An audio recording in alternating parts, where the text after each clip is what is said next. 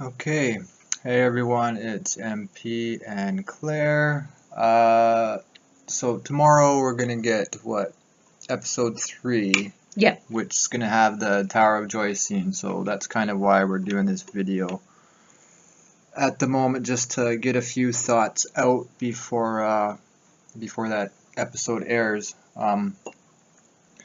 So the one main reason why I wanted to do this is strictly from something that I said in small council, and I was talking to a commenter in our last video as well. Sorry, I forgot the name at the moment, or else I would mention it, but you know who you are. And it was in regards to the phrase at the end of the trailer of, and now it begins, no, now it ends. Which I never really thought about it before, but there is a notion that it's completely referring to the Jon Snow lineage theory. It begins and ends sort of at the Tower of Joy. You either all fucking sort of, I don't know what the word is that I'm thinking of here, but all avenues lead to the Tower of Joy. Culminates? No, it was something much smaller. But lead to the Tower of Joy. All roads lead to the Tower of Joy when looking into that theory, is what I was going to say. So that's essentially the notion. What do you have to say? So let me just clarify that. I'm here just to kind of listen to what you've got to say, really. Yeah, you're going to have to clarify a lot. This isn't the dialogue itself. And now it begins, and Ned saying, and now it ends. Correct. It's not. Yes. It's not. You're not saying that nobody knew that it had any particular. Yeah, it's not. It's not said in the context of the actual events having anything to do with it. It's kind of. So basically, what you're saying is it's George kind of speaking to the reader. Speaking to the reader. This is where it begins. This is where it ends. All roads lead to. So it's an important location in terms of John's lineage. Well, at least of any ideas of John's lineage. All theories begin and sort of end with the Tower of Joy. Now, depending on what we're going to get from the show this week, who knows? Maybe I'm proven wrong. Maybe other people are proven wrong. Maybe nothing, which is tend to be where my head's at. Nothing is going to be revealed. I mean, we've had this in the first books. This whole sort of scene that we're about to see in the very first book. So just the fact that it's coming up now, people think that it's going to be proof. I'm not certain of that. Do you have any interesting thoughts of your own on the Tower of Joy before, just to make this interesting, because I really don't know what else I have to say. Well, I got a few things, but I've not researched anything. I've just literally sat down and said, what you're talking about.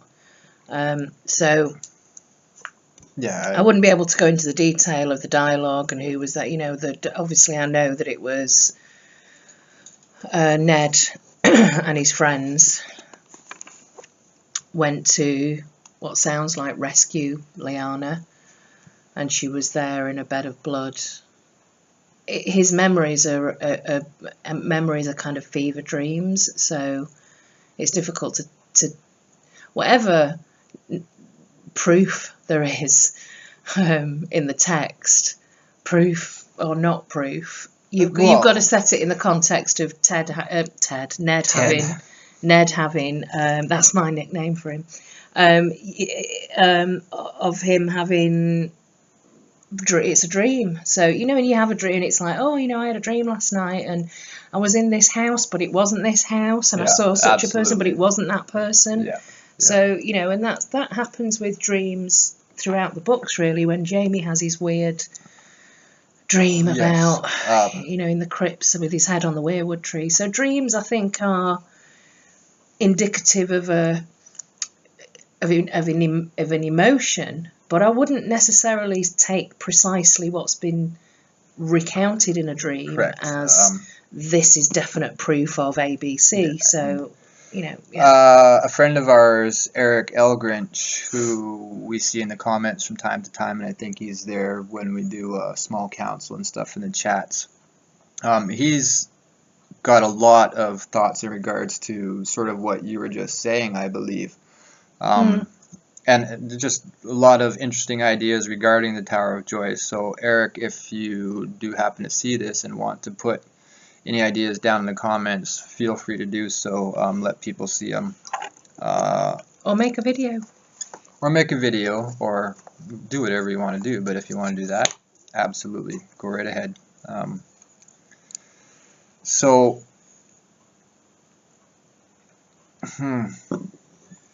Take over. Well, I think what we want to do is think about where this is going to be going out, I presume, before the show. Yeah, put this out before try the show. To upload this as soon as possible. So I suppose what we could do is some predictions about how it's going to be covered in the show.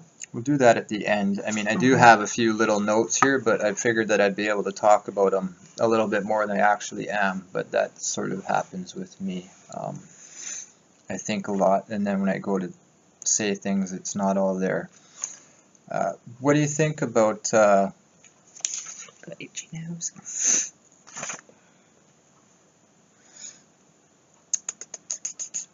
The Kingsguard being there? Just go with that one. What do you think? Why would they be at the Tower of Joy? High Tower, Dane. Oh God, you're asking me questions that I haven't really thought about. Well, they're there. Well, you watched and heard other people's stuff. They're there. Yeah, but it's late on a Saturday night, and I've got other stuff to be thinking about. They're there on the King's command, surely. Kingsguard. That's where my head would be going to. I think a lot of people argue that Rhaegar has sent them there to... Because they're his pals. Because they're his pals, and Lyanna, his bride's there, or whatever, the mother of his child being Jon, is there.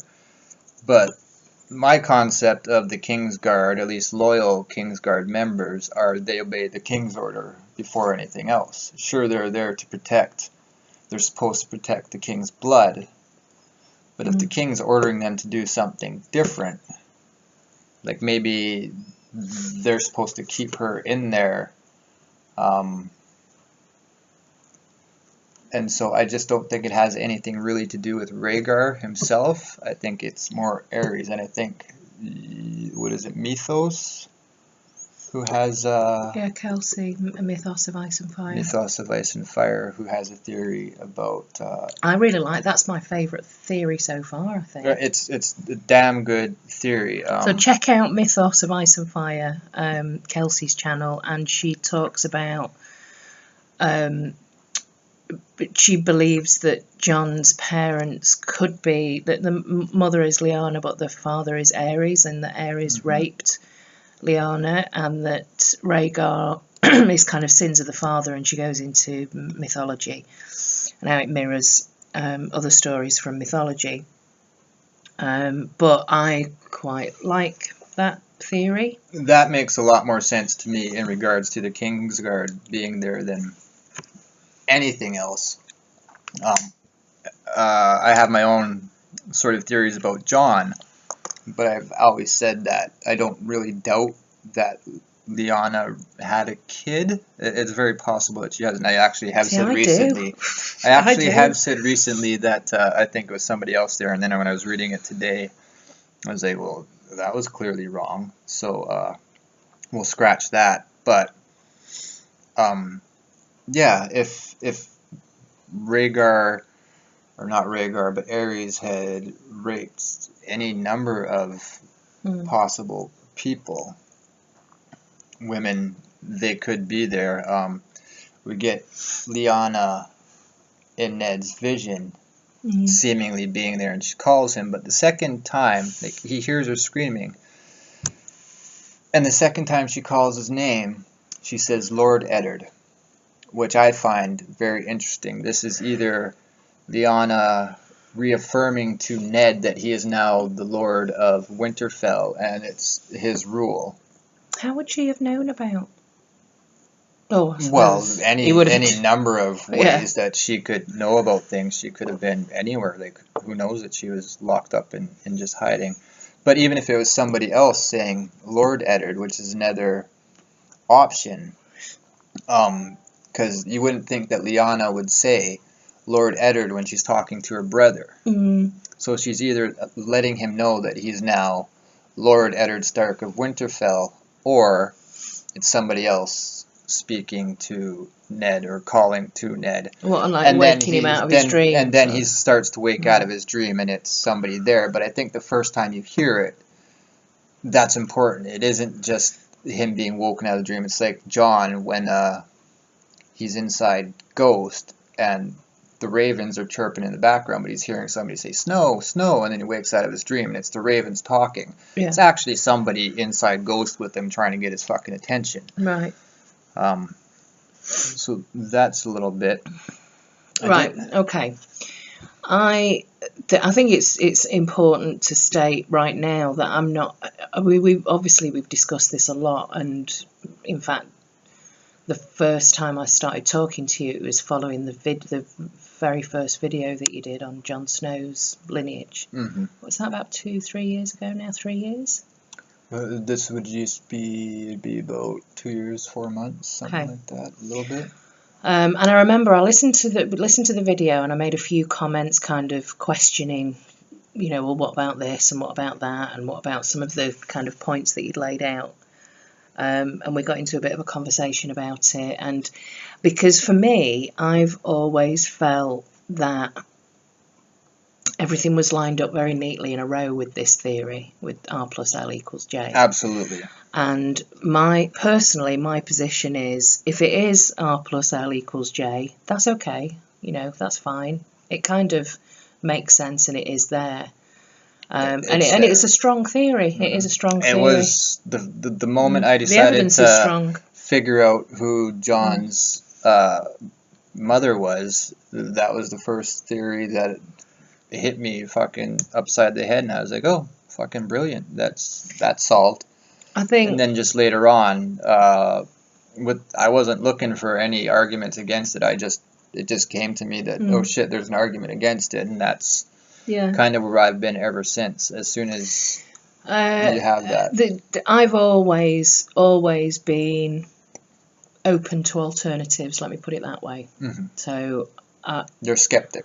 I'm a skeptic. Mm-hmm. Now that doesn't mean that I'm deliberately taking a contrary position, and I think that you're probably the same. If you came across evidence in the books that absolutely, the way in terms of your thinking, oh, you know what? It looks like this might be a kind of double bluff, blah, blah, blah, or whatever, then I'm sure that you'd be accepting of that. You're not the kind of person that's looking for every scrap of evidence to back up a theory that you want to be true. I mean, I hope to God my theory is fucking accurate, but if it's not, I have to own that. If I ever stumble across something that smacks me in the face and says, you're wrong, I'll be the first person to say so, absolutely. What baffles me is how extremely precious people get about this theory. Well, the tides and the times, they are changing. Well, people are starting to doubt. There's 2 people on YouTube that I know have made videos with alternative theories around Jon's lineage, and one's Preston Jacobs. Mm-hmm. Who I think he went with the Jon's a twin. Jon and Daenerys are twins, I think. No, I thought that was LaDonna and James. Preston was Brandon and Ashara. Yeah, had twins. Oh, okay. Okay, now gotcha. And I heard that when he started talking about his ideas. I mean, they're quite controversial, some of his ideas, and some of the videos that he does, I'll listen to them and think, yeah, that's quite interesting. Some it's like, come on, you're reaching a little bit there. But I do enjoy watching his videos when I kind of stumble across them. I don't I wouldn't say I followed it Well, you used to necessarily. watch a lot of videos on the regular, a lot more than you do now. Now it's just all about nail polish. And I thought, okay, that sounds like an option. Let me say, it's as plausible as other theories that I've heard, and it's an alternative, and it's somebody putting forward something that's a bit different, and I always think things that are different are quite refreshing and should be explored before we just completely discount them totally. No, we'll go back to just the last episode, and it's something that I didn't think of at all in time. I didn't finish my point, by the way. Sorry, finish. The second person that's done a video recently is Quinn on Ideas of Ice and Fire, another channel that you should check out. And his conclusion, again, was Bran. I think it was Brandon and Ashara. Which is another very, very solid. But again, he lines up the his evidence, and it's an interesting theory. On both counts, Preston got ran off the Westeros.org website. He was hounded. I've heard that when he started talking about, oh, hang on a minute, everyone, what about this theory? People were so venomous towards him that it was like he was run off the what do you call them, the forums, the Westeros forums. And Quinn's done a couple of backup videos on his R+L doesn't equal J theory. And just the amount of venom and hate that comes from people, and it's like, whoa, hang on a minute. First of all, it's a book. Secondly, calm the fuck down. And thirdly, why can't we? Why are we not able to explore alternatives and alternative theories without being demonized as like when you did your video, even that 3 years later, he's still like, I get a few trolls every year about when the show's about to start up, and then they come back. I think it's the same guy over and over again. The biggest thing turns into he's like a little gremlin, and you pour water on him, he pops into a bunch more of the same let's not give him any more airtime. But the biggest thing, I think, especially now with this season, is that everybody's saying, well, what if it's proven in the show? What if it's proven R+L equals J in the show? What are you going to do about it then? And it's like, really? Well, first of all, I would say, hello, Stannis is dead in the show. He's not dead in the books. I don't see that at all yet as proof either. There's a million. I mean, we could. This is a separate argument about the differences between the books and the show. But to me, the show proves nothing. The show proves nothing. And actually, I do have a theory about this, which is that apparently Dan and Dave asked that question. George posed that question to them when they were talking about wanting to do a TV format. Yes. TV show format. It's the biggest theory, it's the biggest question, and I suppose if you're a fan worth a salt, then you would have at least a position or an opinion on this particular theory, or you will have thought about it at some point as a reader. Absolutely, even if you've never been online and looked at anything else, it's a question that you'd ask yourself. It's the question given to you in the book, and the answer is given to you in the book of R+L equals J. There's no, there's not, scratch the surface and it's there. But I think scratch a bit deeper and there are questions and...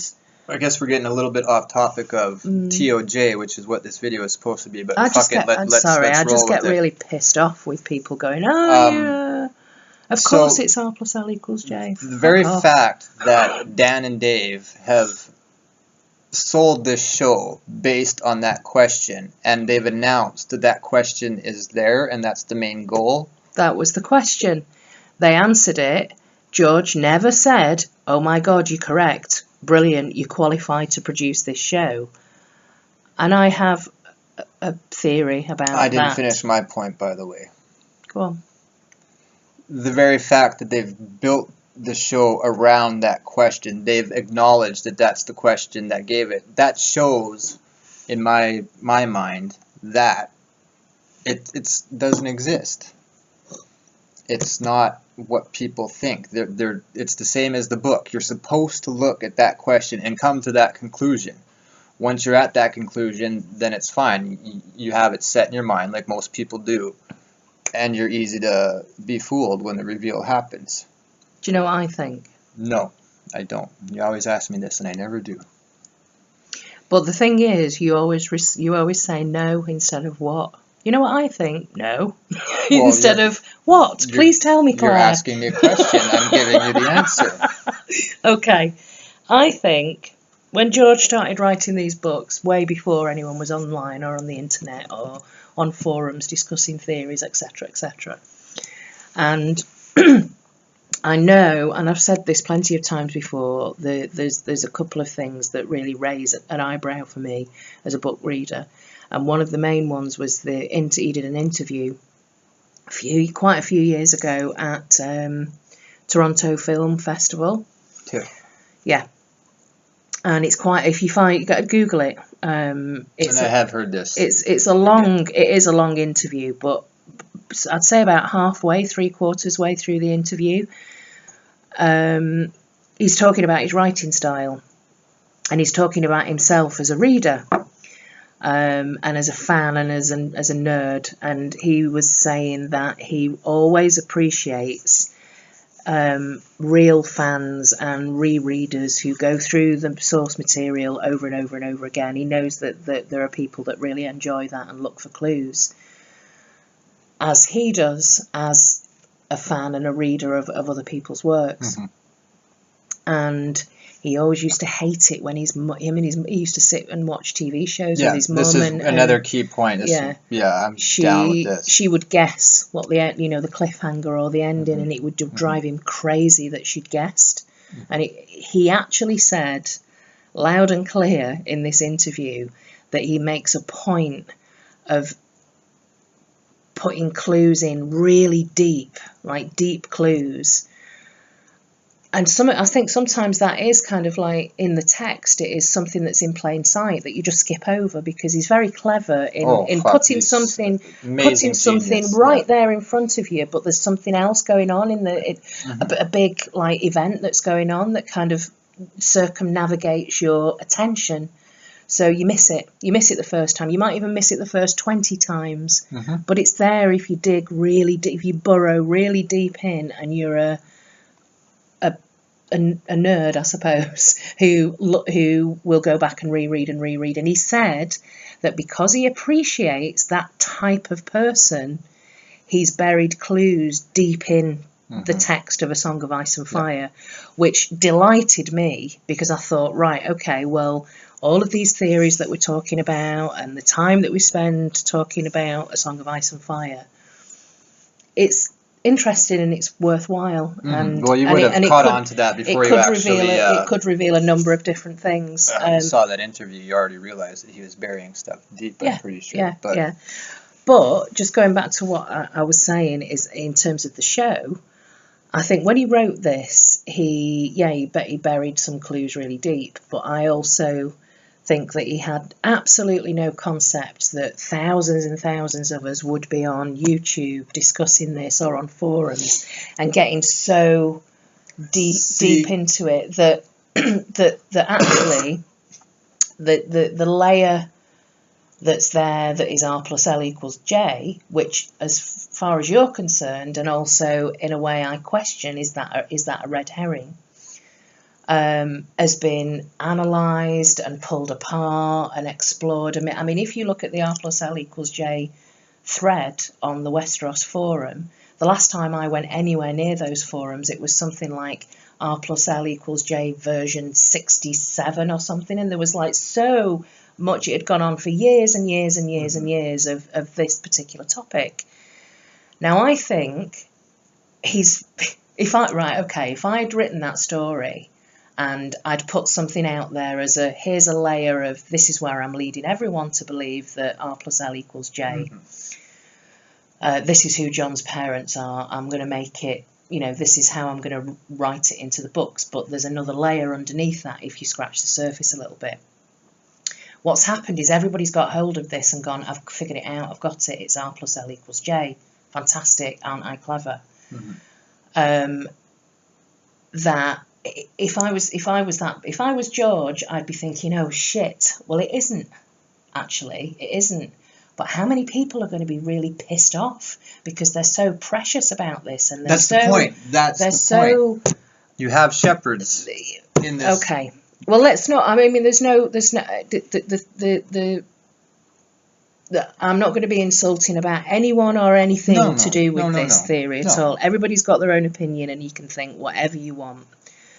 You know, it's freedom of speech, and I think though that if I was in George's position, I'd be a bit worried about, well, is there going to be some kind of backlash? Do I need to, I'd be a little bit worried. No. Now, if two TV producers came along and said, oh, we're going to write this story, and I said to them, well, who do you think John's parents are? And they said, oh, we've figured it out, it's Robert and Liana, aren't we clever? They haven't said that that's what they've said. They had, no, I know. Well, they didn't say that that's what they answered. Mm-hmm. And if they also didn't say that George said, yes, you're correct or not. Mm-hmm. What they said was he was satisfied with the answer.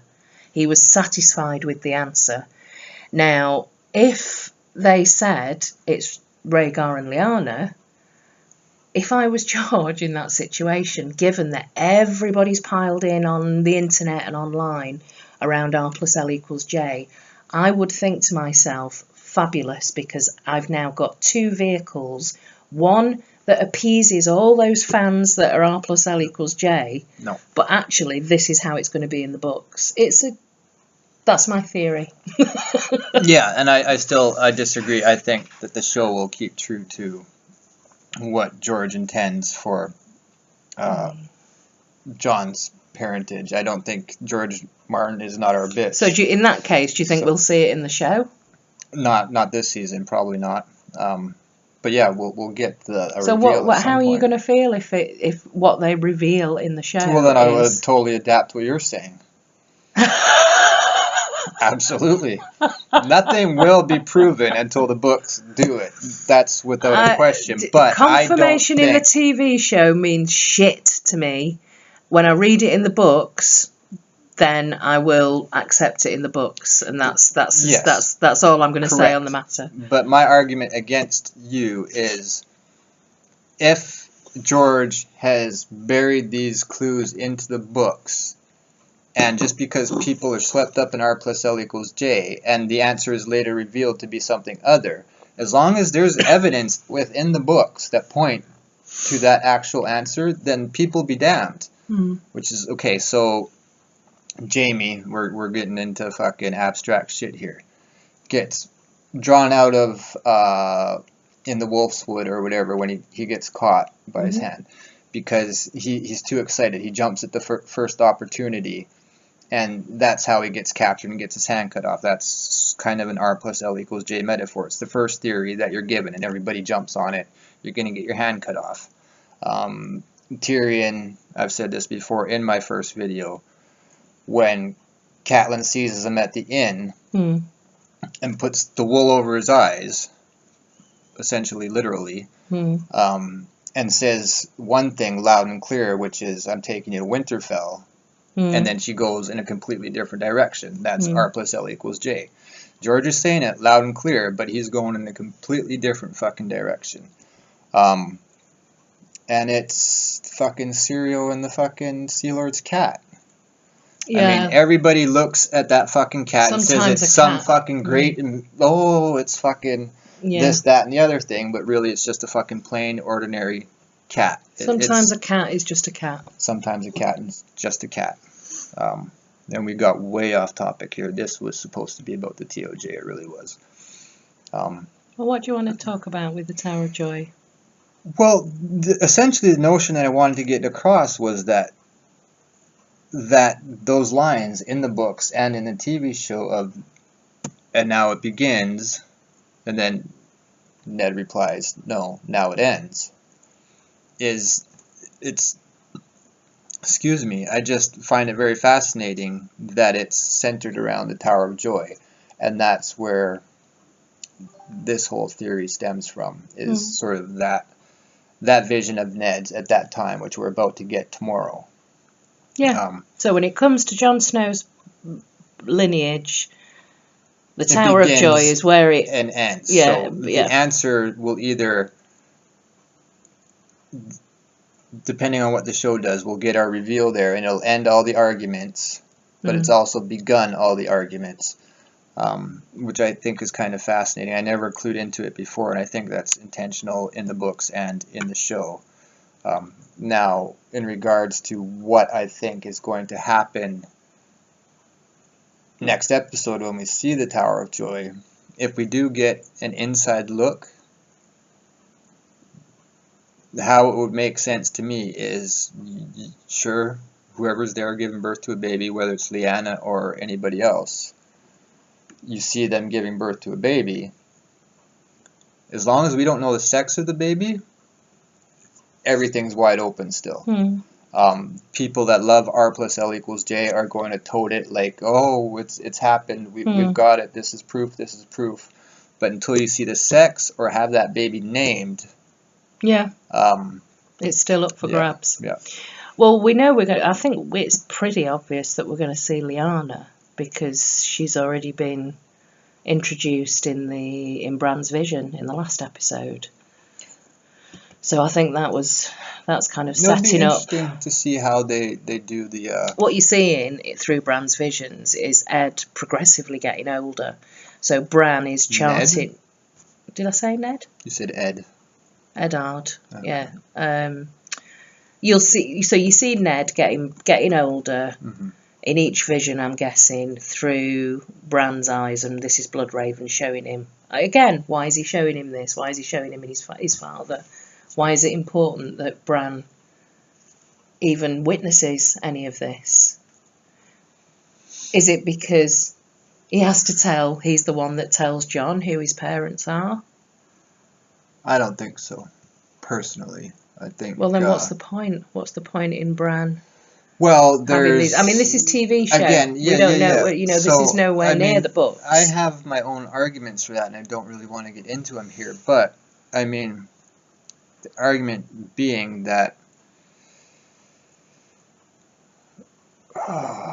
This is TV show. We're not. It's only in the TV show that we're getting. We've not had this in the books at all. I know. You know, Bran having a vision about the Tower of Joy. I've just said that I think the TV show is going to stay fairly loyal. So, I think it's going to go way off topic. Now, when they've got, like, we've already said they've got what? This is another argument. 20 hours or something. 23 hours left of Game of Thrones TV. Yeah, I don't know. I know people are saying that Dave and Dan want to do these short things. I haven't heard that it's confirmed. I'm not saying that it hasn't been confirmed. I'm kind of hoping that it's not. An argument that I had earlier for what we were talking about, and you guys are going to have to apply it to the right context. I don't even know what it was, but is Dan and Dave interchange characters on the regular, so they put different characters in different spots all the time. So stuff like that can happen here as well, where we can see something happen at the Tower of Joy with anybody, with somebody completely irrelevant, because we've seen that time and time again so far throughout the show, so just to keep book readers what confused. You're saying is, if it's addressed in the show, which it looks like it's going to be tomorrow, if Jon's parentage is addressed in the show, what they show in the show is what's going to happen in the books. Is that what you're saying? No, I'm saying I don't know what you're saying. I've told you time and time again. You've just said that what happens in the TV show is what's going to happen in the books. Yeah, no. What I'm saying is, in regards to Jon's parentage, I believe that they will keep true, and whatever they give us in the TV show is going to be what happens in the books. No, I don't. And what if my theory is all of a sudden proven right? What will you say then? No, wait for the books? I'll say exactly that. When I read it in the books, then I'll believe it. Everything's still speculation.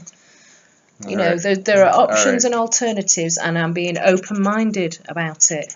Absolutely. Which I think is a... If my theory got proven correct, I would be overjoyed, over the moon, and I would think, well, What is your theory? That Ned was married to Wyla before he was wed to Cat. Just in case people don't go back and look at your 3-year-old The quick video. version is Ned was married to Wyla, who is Jon's mother. They had sex. She got pregnant. He did the honorable thing, which is marry her. Brandon dies. Lord of Winterfell was promised to Hoster Tully's daughter, which is Catelyn.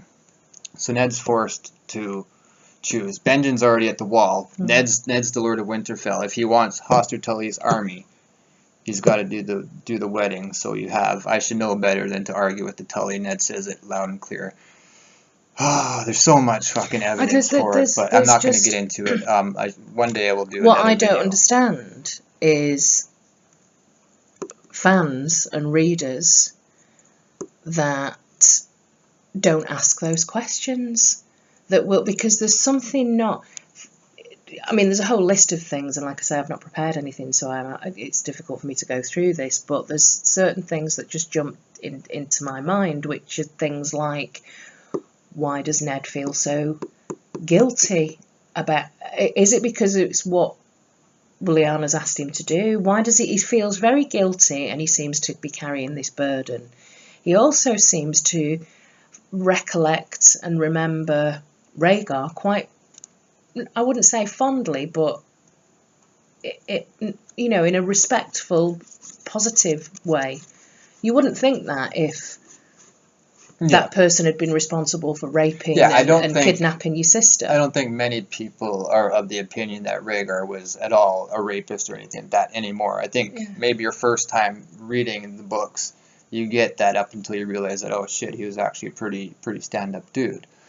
So if it's the case that, it was the fairy tale, Lyanna met and fell in love with the prince at Harrenhal, and he swept her away and they got married in front of a heart tree, and Jon's the product of their union. Well, see, even if all that's true, that doesn't mean that Jon's the product of their lineage. It could easily be Dany. It could easily be a number of people. I can't see how that could be true. Well, I know you have your own thoughts on that, so get into them. I mentioned this already in the last video, so I'm not going to go into it in too much detail, but I find that difficult to believe, that fairy tale aspect to it, if there are so many comparisons between Lyanna and Arya. Just in the TV show that we saw last week, she came trotting in really confidently on a horse and taking the piss out and teasing her brothers. It's like, she doesn't seem to be the kind of character, if you're likening her to Arya, no, that would be Sansa. That's going to run away with the prince. That would be Sansa. Some of it doesn't make sense. Some of it, to me, begs much bigger questions. Yeah. And it just doesn't seem. I don't understand how other people think it's all R+L = J is lined up nice and neatly. I can't understand how people it is see lined it that up way. Nice and neatly. It's lined up too nice and neatly without giving you a definitive yes or no. I can't think. The of other thing that I would say analogy, but in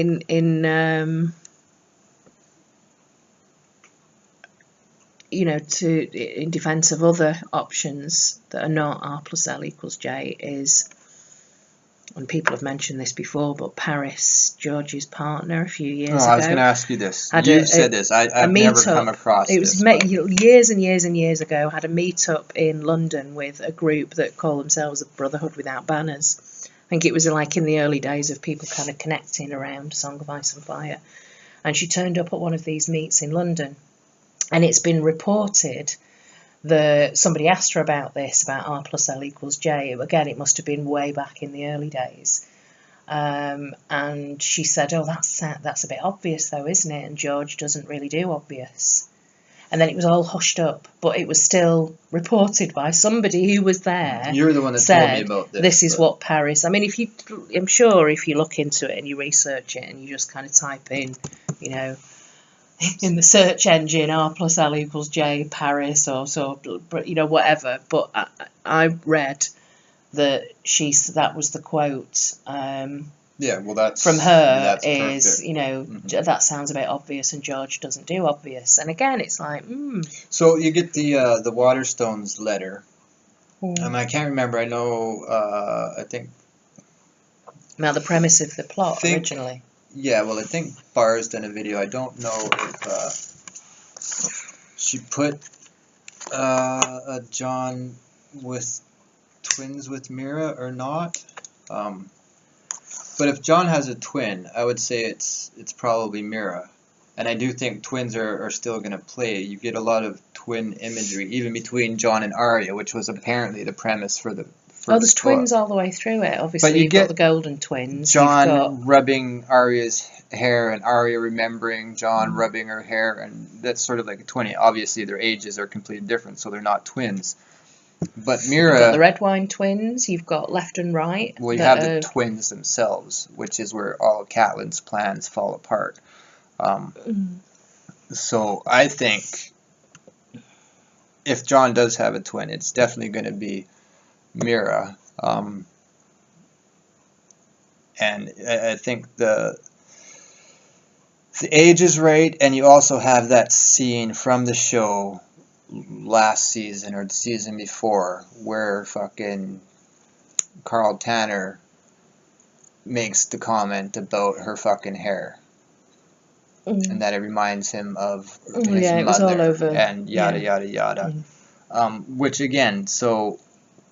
And we'll go through a bunch of random little theories here, but most people think that Robb named John in his last will and testament, or in his will. I think that's absolute bullshit. I think it points to that. Again, it's the surface thing. It says... We don't know what the fuck is going on at Greywater Watch, Robb says he's going to name John, and Catelyn has this conversation with him, and then days and weeks and things pass, and when he actually sends off the ravens for the will, he doesn't tell her. She thinks she knows what he's doing. And, it's such a great chapter, all of it. It's got the coin purse, it's got everything. It's probably one of my other favorite chapters, which generally any which one I'm reading, I find something to love in it, but that's a great chapter. I doubt that Robb named John in his last will and testament. So he either knows that somehow Bran and Rickon were alive still, which I doubt's the case, or, and he has been in contact with Greywater Watch, where Mira grew up, somebody's given him other information. I don't see it being John that he named in his will there. And we're getting way off track. Actually, if you read that chapter, if you go back and read that chapter, it's really the Robb distances himself away from Catelyn. Yeah, intentionally. Yeah. And she doesn't really know what's going on. And then he gets all his lords around him, and something is signed, and and he sends out he sends out 3 different stories. It's just a beautiful fucking chapter. So he's essentially sending out a bunch of lies, which is what this book is, sending you out different variations of the truth, or whatever you can do. It's just a brilliant fucking read. But in case somebody gets picked off, so they won't actually have the accurate information. It's a gorgeous. At the end of the day, if the show reveals through Bran and Bran's visions, because I don't think that even if it is R+L = J, I don't think that John's, or we as readers, will find out that way. They're not. Howland Reed isn't in the TV show by the sound of it. Don't know. I mean, he might, but we'll see tomorrow night. There is only 6 guys there, so are they fucking I don't think he's going to be in it at all. I think they're speeding everything up, and they're laying out R+L = J again. That's in the show. That's another good thing that, like I say, if they're cutting shit out like that, I do believe they're staying loyal to George, and they're hiding stuff or getting rid of stuff that would ruin it for book readers, and I appreciate that to no fucking end if they're going to do that and still maintain a decent enough story for us to watch and hit on enough stuff. And give us enough cool shit like they did with last episode. I fucking loved it, and I expect better this time. Are we good? Yeah. Do I have anything more I want to say? No. Are you sure? Yeah. How are you going to feel if we've got egg completely all over our faces? I mean, for me, like I said, it doesn't mean anything because it won't be until I read it in the books. It'll be interesting because, like you say, even if Bran sees something so clearly, the way he interprets it could be wrong. And we're going to see his interpretation of something. And we know when you see shit like that, it can be wrong. Again, but it could be sharper than Ned's dream, because he's seeing things happen. Yes, but again, they're going back in time and seeing actual events. So it's not somebody's trippy dream about it. If they say Bloodraven tic-tac-toes Bran into all the perfect pieces of R+L = J, and then Bran interprets R+L = J without actually seeing the sex of the baby or anything, comes out of it and says, "Oh my God, I've got to tell Jon. That's Jon's mother," and maybe it wasn't Jon. It's just it's Melisandre, you know, seeing something false in the flame, seeing it one way but reading it the wrong way. Yeah, she saw fucking Jon walking across the parapets, but she was wrong. Somebody had said, actually, in the comments in the small council, again, I'm sorry, I can't remember the name, what do you think that in the show that Bran is going to communicate to Jon about Jon Targaryen? What makes me laugh when people call him Jon Targaryen. It's like, how, you know, nothing's been proved. Come on, people. But will he communicate this to Jon like Bloodraven, like the three-eyed crow communicated to, you know, visions and things to Bran? And my response was yes, it will be. Psst, bro, guess what? Lyanna's your mum and Rhaegar's your dad. And Jon will be like, no way! And then they'll just all have a jolly good laugh about it. Yes. Yes. Who knows? For most people. Yeah. Is that everything then that you want to cover on this? I don't know. You just wanted to kind of get this out before the TV show? I wanted to have a little bit of the discussion on the Tower of Joy. And again, Eric, if you're watching this, who has some great thoughts about the TOJ, please throw them down in the comments or put up a video, or if you want to jump on over here, go ahead. I'll do a video with you anytime. But yeah, so what do you think is going to happen on the show when we see it, just in general? Like, how do you think it's going to play out? You think we get inside, or you think it's just outside? How do you feel? Do you think that it's R+L = J and there are no other alternatives or no options? That's it? Are you happy to be questioning that? Are you open-minded about alternatives, or do you have a definite alternative to this established theory? I like I say, I just feel uncomfortable with the fact that everybody who believes it so staunchly, like it's some kind of manifesto. I do believe that's the point, though. They are supposed to. It's a matter of influence, following the pack. It's not thinking for yourself, or not digging into the minutia of events in every which day, and you just accept what's being given you. I think that's the point of the whole thing. You can't just blindly fucking accept shit. You have to question pretty much everything. Well, yeah, I hope so. I mean, 2 + 2 is 4, but I could argue against it if I felt like it. I really could. Okay, I think that's it. Yeah. Thanks, everyone. Yeah, so this will be back probably late Tuesday night, early Wednesday morning, something like that, with our review. And I'm fucking excited for this next episode. Oathbreaker. It's going to be great. Oathbreaker. Okay. It's going to be a hell of a show. Bye. Bye, everybody. Thanks for watching.